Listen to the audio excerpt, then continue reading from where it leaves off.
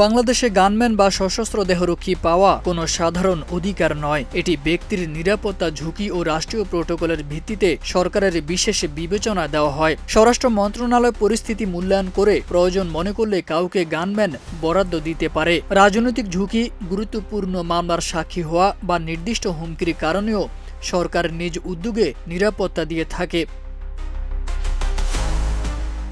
সাধারণ নাগরিক চাইলে লিখিতভাবে পুলিশ বা স্বরাষ্ট্র মন্ত্রণালয়ে আবেদন করতে পারেন। আবেদন পাওয়ার পর গোয়েন্দা সংস্থা বা স্পেশাল ব্রাঞ্চ এসবি যাচাই করে দেখে আবেদনকারীর প্রকৃত নিরাপত্তা ঝুঁকি আছে কিনা। এই প্রক্রিয়া দীর্ঘ বা কঠোর যাচাই বাছাইয়ের মধ্য দিয়ে সম্পন্ন হয়। যাচাই শেষে চূড়ান্ত সিদ্ধান্ত নেয় স্বরাষ্ট্র মন্ত্রণালয়।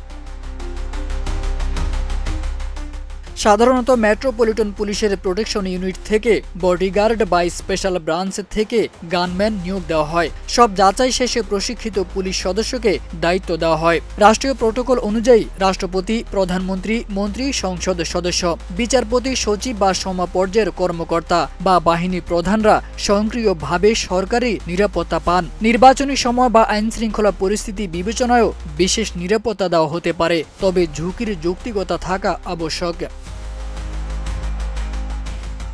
আদালতের কাছেও পুলিশি নিরাপত্তার আবেদন করা যায়। সংবিধান অনুযায়ী নাগরিকের নিরাপত্তার দায়িত্ব রাষ্ট্রের, তবে কার ক্ষেত্রে কী ধরনের নিরাপত্তা প্রয়োজন তা নির্ধারণ করে স্বরাষ্ট্র মন্ত্রণালয়। এছাড়া কেউ চাইলে নিজস্ব বেতনভুক্ত গানম্যান রাখতে পারেন, তবে অস্ত্রের লাইসেন্স সংশ্লিষ্ট নিয়ম মেনে নিতে হয়। সরকার অনুমোদিত বেসরকারি সিকিউরিটি কোম্পানি থেকেও অর্থের বিনিময়ে নিরাপত্তা নেওয়া যায়। এক্ষেত্রে জেলা প্রশাসনের বিশেষ অনুমতি প্রয়োজন।